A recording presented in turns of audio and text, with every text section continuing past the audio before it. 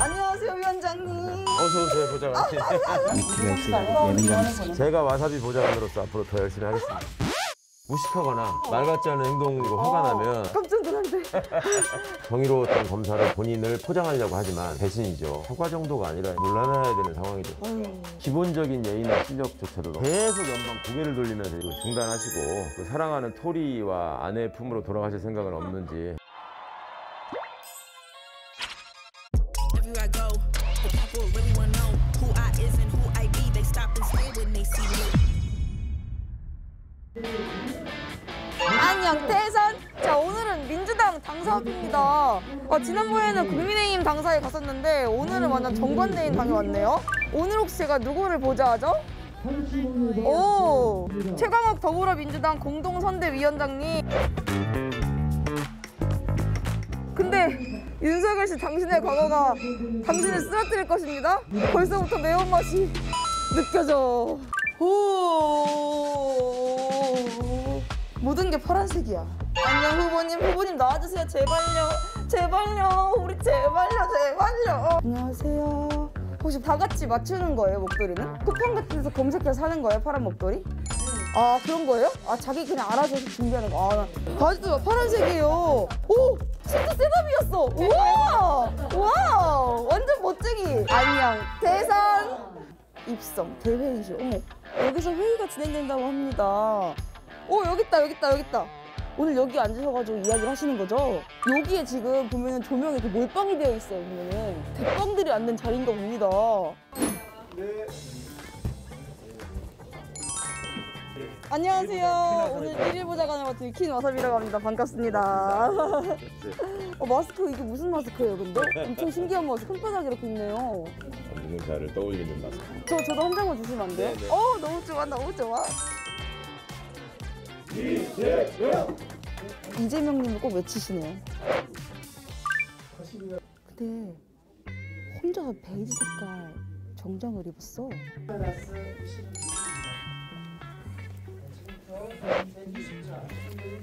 안녕하세요. 박력 있고 지성 있는 남자 연락. 박력 있고 지성 있는 남자이십니다. 우리가 과거를 살피는 것은 모든 것을 금방 저 사법인 줄 알았어요, 진짜로. 윤석열 후보가 당선도 되기 전에 문재인 정부 적폐청산을 운운하는 보복의 정치를 예고하며 검찰 쿠데타의 주역다운 면모를 보였습니다. 민주당은 수사권을 이용한 보복 모두 발언하면 요즘 법정 말로 몇 분 정도예요? 불가능 사냥하는 것입니다. 그것으로 좀 긴데. 결백을 강변할 수는 없습니다. 날카로우신 느낌인데 위트가 있으시고 좀 예능감 있으시죠. 네, 왜 오늘 베이지 색깔 수트를 입으셨어요? 너무 다 같은 색이면 식상하잖아요. 아주 독보적이셨어요, 아주. 국회 분위기가 네. 뭔지 모르게 이게 중년 남자들이 모여가지고 항상 짙은 색 정장 입고 근엄하게 앉아있는 듯한 맞아. 제가 별로 그게 즐겁지가 않아서. 아, 그래요? 근데 원래 열린민주당 계시다가 민주당에 오셨잖아요. 네. 그러면 혼자 오신 건가요? 아니면 친구들이랑 같이 오셨나요? 제가 어디 딴 데 있다 온 게 아니고. 아니 의원들은 세 분이었지만 네. 우리 뭐 당원분들이 5만 명이었고 네, 다 함께 모인 거죠. 좀 그럼 큰 당 와보니까 좀 다른 점이 있나요? 다른 점이 많죠. 어. 일정이 굉장히 많아졌고 단체 톡방 이런 게 많죠. 단체 의원들이 계시는 단톡방도 있고 네. 그다음에 이제 지도부끼리 모여 있는 또 단체 어. 단톡방도 있고 상임위원회 다 소속돼 있잖아요. 네. 상임위원회 또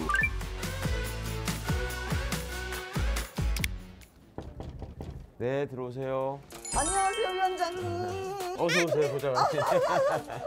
반갑습니다. 네네네. 어쨌든 그래서 페이스북을 정보해볼 건데 되게 페이스북을 되게 많이 하시더라고요. 그래서 저희가 준비한 게 있는데요. 예. 자, 최강욱의 말말말. 국민이 키운 윤석열, 족벌 언론과 졸개 검사가 만들어낸 윤석열. 그럼 언론과 검찰이 윤 후보를 만들었다고 생각하시는 건가요? 네, 그렇습니다. 그렇군요. 국민의힘이 지금 이렇게 백드랍에 국민이 키운 윤석열이라고 써놓고 계신 것 같아요. 그래서 국민은 윤석열 씨를 키운 적이 없고 족벌 언론들하고 졸개 노릇하던 그 정치검사 무리들이 있거든요. 그 사람들이 만들어내는 허상으로 지금 윤석열 씨가 대통령 후보까지 된 것이지. 네. 이렇게 윤 후보님을 이렇게 저격하게 되는 저격수가 된 어떤 계기가 있을까요? 저격은 제가 먼저 당했고요. 있더라고요, 윤석열 씨한테. 그래요? 예, 제가 본인이 검찰총장으로 임명되는 거를 반대했다라는 걸 어디서 들었는지. 왜 반대하신 거예요, 그러면? 검사가 가장 우월하고 검사가 가장 훌륭한 사람이다라는 잘못된 확신에 빠져 계시는 분 같았고, 그 다음에 제가 이제 공직기강 비서관 일을 했는데 그게 인사검증을 담당하는 자리거든요. 네. 도덕이나 품성과 관련해서 그거에 못 미치는 면이 많다라고 생각을. 지금 대통령 후보가 될 줄 아셨어요? 저는 꿈에도 생각을 안 했고요. 네. 당선도 되기 전에 정치 보복을 다짐하는 최초의 대선 후보라. 아까도 이제 모두 발언 때도 네. 이제 보복 정치 관련해서 많이 말씀을 해주셨고, 사실 제가 이거 지금 배경 화면이라고 해야 되나 뭐 이것도 네. 나름 생각해서 고른 건데 네. 되게 화가 나면 이렇게 불타는 걸 했었어요. 뒤에 이미지, 배경 이미지도 생각을 네, 하셔서 너무 매치하셨군요. 말 같지 않은 행동이나 말을 해가지고 화가 나면 문재인 정부의 적폐에 대해 수사를 하겠다 네. 이렇게 얘기를 했어요.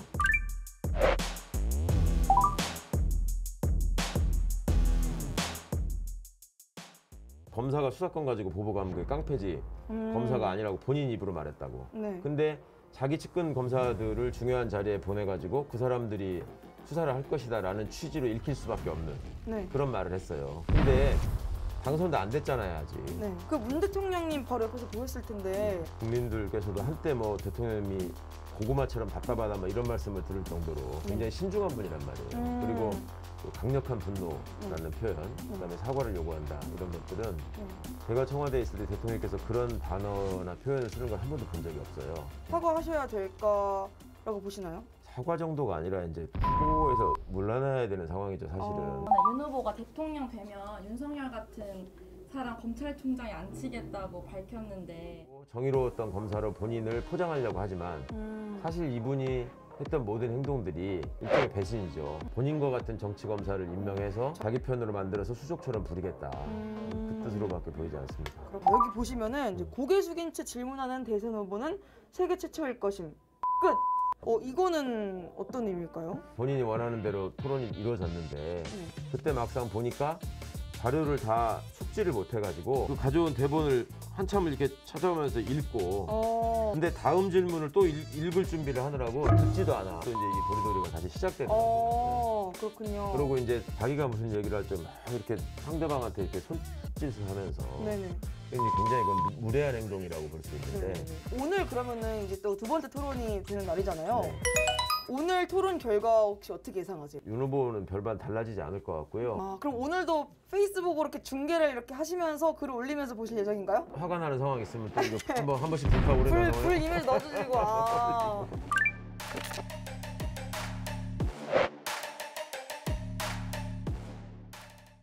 그 다음에 이제 여기 화면을 보시면은 네. 청약통장도 모르고 홈택스도 모르는 공무원 출신이라고 적였는데 명색이 공무원으로 쭉 살아오신 분이잖아요. 네. 그리고 처음부터 부자였던 사람이 그렇게 많지 않으니까 당연히 청약통장을 만들어 볼 생각을 하고 홈택스로 연말정산해서 소득신고를 한단 말이에요. 네. 그러니까 이걸 모를 수가 없는 거를 무식하거나 아니면 다 남을 시켰거나. 그 최근에 프로그램에서 윤 후보님이 과학고랑 기술고랑 이렇게 나눠가지고 그렇죠. 네. 그런 발언을 했는데 혹시 어떤 네티즌이 그렇게 지적하셨더라고요. 윤 후보가 태어나기 전부터 예술고가 생겼다. 그러니까 냉동인간 소리를 듣는 겁니다. 그러니까 실제로 이분들은 시민들이 어떻게 살고 있는지 이걸 몰라요. 네. 그런 삶을 살아본 적이 없는 분 같아요. 네, 저희가 게임을 준비했는데요. 대선 평평 게임이다. 이 사람에 대해서 좀 말하기 싫다 하시는 분들도 계실 거지만 어떤 분을 제일 맞추고 싶으세요? 저야 윤석열 씨한테 잘 할 말 많죠. 준비하시고 쏘세요. 어이구 아쉬워라. 좀만 더 위로. 다시 준비하시고 좀만 위로 쏘세요.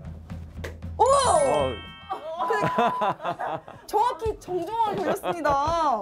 조국님하고 이재명님하고 먼저 이재명 후보님부터 말씀을 해보시면은 지지율이 좀 지지부진하다 이런 말이 있는데 혹시 이거에 대해서 어떻게 생각하세요? 문재인 대통령과 비교를 해서 상대적으로 사람들이 아쉬워하는 부분이 이제 문재인 대통령한테 느꼈던 어떤 인간적인 따뜻함 이런 것들이 이재명 후보한테는 조금 부족한 거 아닌가라는 생각을 하시는 것 같아요. 이 후보님한테 응원의 메시지를 보낸다면? 나라를 이끌어갈 적임자라는 진면목을 보여주시면 금방 또 상승하지 않을까 생각합니다. 저희도 열심히 도울 테니까 후보님 지치지 마시고 마지막까지 파이팅 하십시오.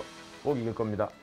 여기가 이게 가운데 붙어 있었기 때문에 조국님도 얘기를 하셔야 됩니다. 이재명 후보가 최근 조국 사태 관련해서 사과 말씀하셨잖아요. 선대위원장님으로서 이 후보와 같은 입장이신지. 그 대통령 선거에 출마하신 후보는 모든 국민들의 뜻을 받들어야 되는 입장이에요. 실체가 어찌 됐건 진실이 어디에 있든 국민들께서 조국 장관에 대해서 많은 그 반대의 의견이나 감정을 갖고 계신 분들이 많고 그런 일이 생기지 않도록 제가 대통령에 대해서 더 잘하겠다 이런 뜻으로 말씀하신 걸로 알고 있습니다.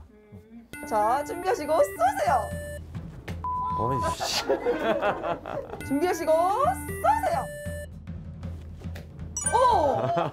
김관진님이십니다. 나머지 다 하시고 나서 얘기하시죠. 네, 좋아요. 네. 자, 한 번 더. 자, 준비하시고 쏘세요. 자, 그 다음은 이제 김건희님이십니다. 윤 후보님만큼이나 되게 저격을 많이 하시는데 만약에 김건희님이 영부인이 된다 라는 상황이 온다라면 글쎄 정상회담에 가가지고 상대 정상분 나이를 물어보고 오빠라고 부르겠다라는 말 이런 거는 좀 안 하셨으면 좋겠어요. 응. 그 관련해서 질문인데요. 의전 논란 때문에 김혜경 씨가 직접 사과를 했어요. 김건희 씨의 사과와 김혜경 씨 사과의 어떤 차이점을 꼽자면 어떻게? 많은 분들이 이제 김건희 씨의 사과를 보고서 좀 비판을 하셨던 지점이 이게 남편에 대한 사과인지 국민에 대한 사과인지 헷갈린다 이런 말씀을 하셨거든요. 우리 김혜경 여사는 명백히 국민에 대한 사과의 뜻을 여러 번 표현하셨고 고개도 여러 번 숙였고 자세나 진정 어린 태도 이런 면에서 많이 차이가 있었다고 생각합니다. 네, 윤석열 후보 나왔습니다. 원래는 저하고 친했어요. 아, 정말요? 네. 아니, 저보다 대학교 7년 선배시고 네. 친구 결혼 축하해주러 갔다가 거기서 처음 만났었어요. 아. 그리고 지금처럼 이렇게 원수처럼 싸우는 것 같이 보이는 이런 사이가 될 거라고 아무도 생각을 안 했지. 근데 만약에 저는 다시 다시 친해지고 싶은 생각은 없어요. 진짜요? 예, 야, 너무나 많은 잘못을 저질렀기 때문에. 아, 진짜요? 예, 그래요? 저는 받아줄 생각이 없습니다. 윤 후보님께 하고 싶은 말이 있다면 영상 편지로 부탁드리겠습니다. 윤 선배님 오랜만입니다. 지금 그 윤 후보님 병역 문제가 지금 제기되고 있어요. 시원하게 해명해 주셨으면 좋겠고 늘 술자리에서는 그런 것들 하나도 거침없이 잘 해명하셨잖아요. 그러니까 지금이라도 이제 그 중단하시고 그 사랑하는 토리와 아내의 품으로 돌아가실 생각은 없는지 술 좀 끊으시고요. 다음 일정은 유튜브 방송을 촬영하러 가신다는데 네. 혹시 어떤 촬영이에요? 일주일에 3번을 제가 방송을 하는데요. 당 네. 채널로. 오, 되게 자주 하시네요. 이재명 후보가 제시하는 좋은 공약들이 되게 많은데 네. 아시는 것처럼 자꾸 후보들 간의 어떤 공방 무슨 이렇게 서로 그 흠잡는 왜 싸움을 많이 하잖아요. 네. 쉽고 편안하게 얘기를 하는 과정에서 그런 후보의 약속이나 이런 것들이 좀 전달될 수 있었으면 좋겠다는 생각에서 만들어. 여기 보니까 최강욱 TV 유튜브 조회수가 되게 높은 편이고 구독자도 12만이나 된다는데 제 채널보다 많으시네요? 그럼 그 실버 버튼 받으셨어요? 실버 버튼 아직 도착은 안 했고요. 네. 그러면 수익이 얼마나 되세요? 수익을 얻으면 안 되죠, 정치인은. 광고가 안 붙으면 안 되고요. 그럼 광고 설정을 아예 안 하시는군요. 아예 못하죠. 안 하기도 안 하지만 네. 정치인들이 하는 거는 하여튼 그걸 못하게 돼 있어요. 그렇군요. 갑시다. 안녕하세요. 방 저기 비어있나 지금? 여기도 파란색이네. 여기는 당대표실이구나. 네. 최고위원실. 안녕하세요. 오, 우와. 여기 좀 안녕하세요. 촬영하실. 와. 방송 녹화 시간이 좀 남아가지고 특별히 스튜디오에서 결제 타임을 가져보도록 하겠습니다. 결제 타임은 좋아하시는 언론 개혁 질문들로 준비를 해봤습니다.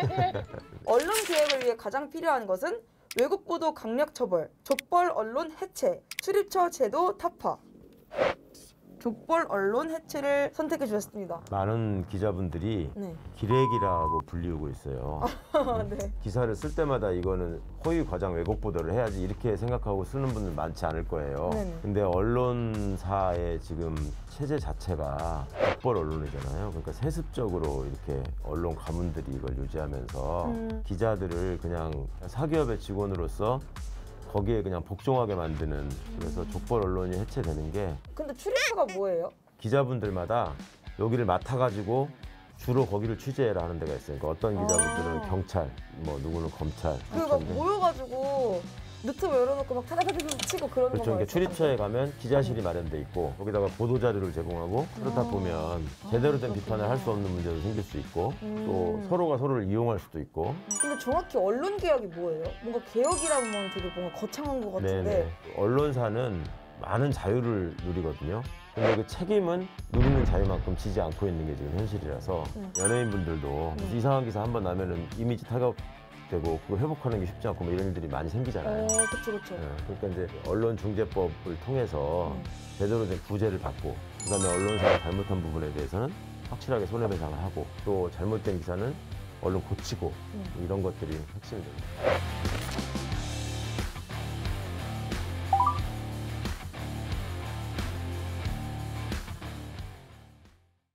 언론 개혁 성공하면 제일 타격이 큰 곳은 정치권, 검찰, 재벌. 검찰 선택해 주셨습니다. 검찰이 어떤 사람을 매장시키고 그 사람을 범죄자로 만들려면 언론을 이용해야 한다는 게 노하우처럼 돼 있어요. 업무상 꼭 필요한 것처럼. 우리는 헌법에 따르면 사람들은 법원에 가서 재판을 받고 이게 확정되기 전까지는 무죄인 걸로 추정되도록 돼 있단 말이에요. 그런데 언론이 검찰과 결탁하고 서로 공생하면서 어떤 사람 하나를 그냥 범죄자로 매장시켜버릴 수 있는 거예요. 재판도 다 끝나기 전에. 그런 잘못된 방식으로 검찰 수사가 진행되고 있는 측면이 많아서 정치권 타격이 제일 클 수도 있잖아요. 정치권은 그다지 타격이 클 것 같지는 않아요. 왜냐하면 언론 개혁이 잘 되면 왜곡되는 일이 없이 그대로 유권자들한테 전달될 거기 때문에 오히려 좋아지지. 언론 개혁 아직도 안 된 이유가 무엇일까요? 더불어민주당, 국민의힘, 기레기. 국민의힘 선택해 주셨습니다. 일부에서는 민주당이 그래도 180석이나 몰아줬는데 언론 개혁 완수하지 못하지 않았냐라는. 언론 개혁을 하는 데 있어서는 국민적인 동의와 또 당사자들의 동의와 이해가 굉장히 필요한 부분입니다. 만약에 의석이 많다고 해서 일방적으로 추진을 하면 당연히 반발이 있을 수 있겠죠. 그런데 국민의힘이 무턱대고 지금 반대하는 걸로만 나왔기 때문에 건전한 토론이 이루어지지 않고 그냥 중단돼 버린 상태거든요. 이번 대선에서 가장 문제되는 보도는 김혜경 황제 의전 보도, 김혜경 씨 과잉 의전 논란과 관련해서 김건희 주가 조작 보도, 주가 조작 과정에 자금을 댔다는 의혹에 연루된 김건희 씨에 대한 조사 여부도 관심입니다. 이재명 형수 욕설 보도, 불의를 일으킨 점을 다시 한번 깊이 사과드린다며 김건희 7시간 통화 보도. 7시간 통화 녹취 당사자인 김 씨는 정작 굉장히 빠르게 선택해버렸습니다. 공적인 자산을 사적으로 유용한 거 아니냐 이런 의혹들을 불러일으키는 보도예요. 일종의 갑질 프레임을 지금 씌우고 있는 거잖아요. 똑같은 비중으로 다뤄지는 것도 억울할 판에 김혜경 여사의 무슨 과잉 의전이네 황제 의전이네 이런 보도는 엄청나게 지금 쏟아져 나오고 있고 윤석열 씨 본인과 그 처가에서 저지른 여러 가지 그 잘못된 행태나 비리들에 대해서는 그러니까 훨씬 더 제가 보기에는 잘못된 비리임에도 불구하고 균형을 맞추지 않고 있다. 마지막으로 주관식입니다. 가짜뉴스를 가장 많이 만드는 언론사는? 너무 쉬운 거지. 근데 이유가 어떻게? 이거는 저만 그러는 게 아니라 국민 여론조사를 해보든 언론인들 간의 조사를 해보든 가장 신뢰 없는 언론사가 조선일보고요. 정치의 전면에 들어서가지고 자기 정치를 하고 있는 집단이라고밖에 안 보여요. 저는 최근에 윤석열 씨가 보인 보복 수사 뭐 이런 언급 때문에 모든 언론사들이 소위 보수 언론이라고 하는데조차도 윤석열 씨가 잘못한 것이다라고 비판적인 사설을 다 냈거든요. 근데 조선일보만 쉴드 치는 기사를 또 쓰고 있어요. 자, 그러면은 제가 오늘 또 신문을 준비했는데요. 원하시는 신문을 골라가실 기회를 드리겠습니다. 굉장히 이것저것 되게 많습니다. 비행기 탈 때 신문 고르는 것처럼. 항상 저는 한겨레를 보죠. 망설임 없이 고르겠습니다. 시었으면 하는 게 있나요? 당연히. 아니, 덮어버리셨네요, 그냥. 사실 셋 다 덮어야 되는데. 남은 건 그러면 이렇게 3개? 뭐 썩 그렇게 마음에 들진 않지만 그나마 3개보다는 낫기 때문에 안 그래도 언론이 나를 싫어하는데 완전히 언론의 적으로 만드시는 거예요. 근데 위원장님 너무 감사합니다. 오늘 감사합니다. 정말 언론개혁 수업을 들은 것 같은 그런 느낌이었습니다. 정말 저도 많은 걸 배워갔고요. 아니 제가 듣기로는 그리고 뭐 일일 보좌관으로 와사비 씨가 오신다고 그랬는데 보좌관은 원래 제가 물어보는 거를 챙겨주고 답해 주시는 그러니까 분들인데 제가 별 한 게 없어서 이게 뭐 어떻게 죄송합니다. 보좌관이 계속 물어보고 제가 답해드려야 되는 이 상황이 궁금증이 많은 보좌관입니다. 제가 와사비 보좌관으로서 앞으로 더 열심히 하겠습니다. 아유, 감사합니다. 앞으로 이제 이런 프로그램들을 계기로 해서 시청자분들께서 조금 더 정치에 흥미를 갖고 나와 가까운 곳에 있다는 걸 좀 느끼셨으면 좋겠고 우리 와사비님한테도 좀 부탁드리겠습니다. 아유, 제가 열심히 해보도록 하겠습니다. 하나, 둘, 셋.